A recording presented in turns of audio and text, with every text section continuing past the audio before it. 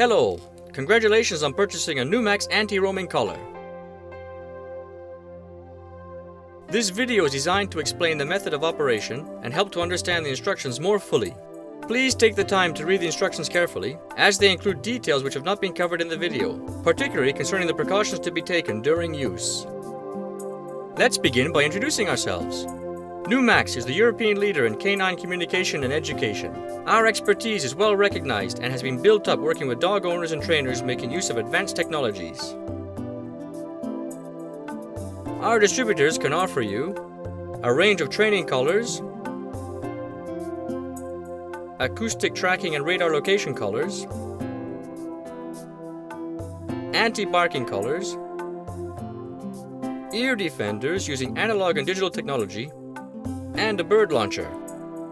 Above all, Numax is associated with cutting-edge research into high quality, high performance and innovative products meeting your needs, and meeting the requirements of vets and dog training professionals. But let's take a look now at your new CANIFUGUE kit. This is a product which meets current European standards. The operating principle of this system is to define the space in which one or several dogs can move using an antenna wire. Whenever the dog approaches an off-limits area that you have defined, the collar emits an audible bleep. If the dog continues moving towards the area that you have set as being off-limits for him, a slight electrical pulse drives him back.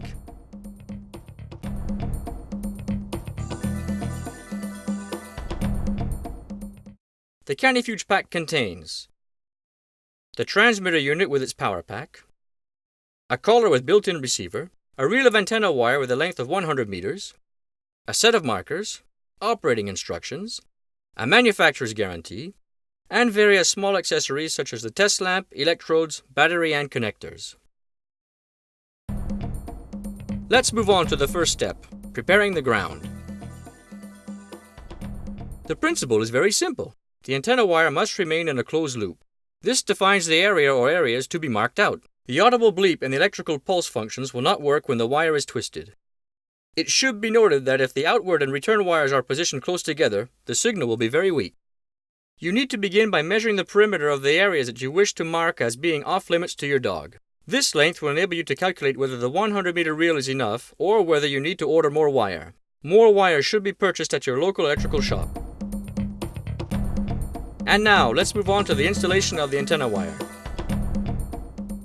Start at the spot where the transmitter will be plugged in, and then gradually unwind the reel of antenna wire.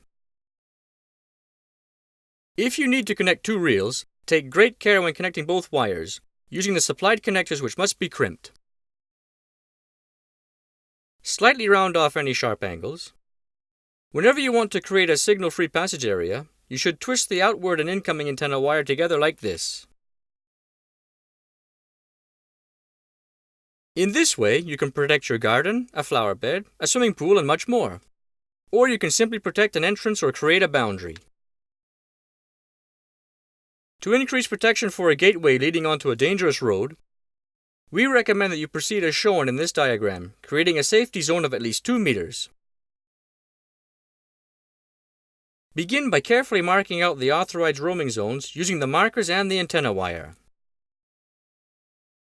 After having connected both ends of the wire to the transmitter, the installation of the antenna is now complete.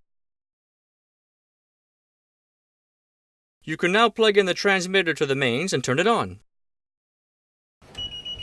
It will make a bleeping noise if the antenna wire is not connected correctly, or if the antenna wire is broken.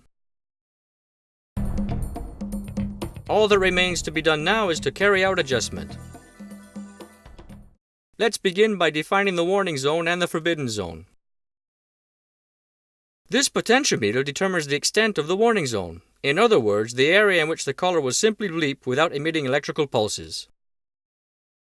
This selector defines the extent of the forbidden zone, in which your dog will receive an electrical pulse. We can now begin testing the system. Attach the current tester, this little bulb, by unscrewing and then retightening the studs on each of the feet on the test lamp like this. Next, insert the battery into the collar. Now, stand in the middle of the area in which your dog is authorized to roam.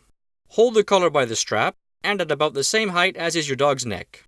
All you need to do now is to walk towards the danger zones and check that the color bleeps. Continue walking towards the electrical pulse zones and check that the bulb lights up. And finally, walk towards the roaming zones, in other words, the zones where the wire is twisted, to check that nothing happens. As soon as you're happy with your setup, remove the test lamp from the collar and carry out the final adjustment for the intensity of the electrical pulse. This adjustment is carried out using a push button located in the battery compartment on the collar. Careful, the collar must be turned on. You can choose between 8 levels of intensity according to the size and temperament of your dog.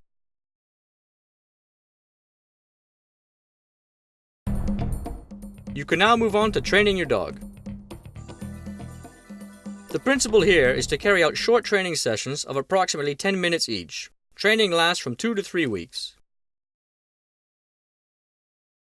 The first step involves showing the dog the antenna wire on the ground without putting the collar on him, and showing your disapproval by a firm order, always spoken in the same tone. To begin with, select low intensity levels on the collar, levels 1 or 2 for example.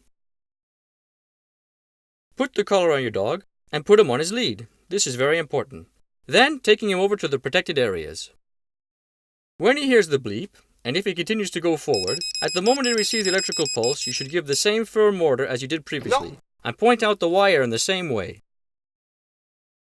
Move back, stroking and calming your 4-legged friend.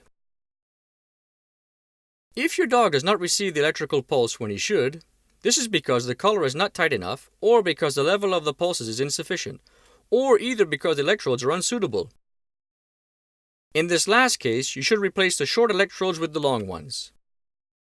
Repeat this session on the lead several times in various places until you are sure that the bleep alone is enough to make the dog stay back. The prolonged presence of the dog in the warning zone will result in electrical pulse being sent every 10 seconds. If you need to take the dog through a zone that is off limits to him, always remove the collar first so that he associates wearing his collar with staying out of the protected area. Always regularly check that the transmitter and the collar are working properly. Ensure that you never accidentally send your dog an unjustified electrical pulse. Your dog is now ready. A few safety tips. Firstly, remember that CANIFUGE is only a virtual barrier and cannot be held liable for any consequences should your dog still cross the line. External causes such as fear or aggression may prove even stronger than the electrical pulses, and there is always a risk that the dog may cross the line. For further information, we invite you to consult the user's guide included in your pack. You can also use the enclosed order form or contact your distributor to obtain any accessories you need.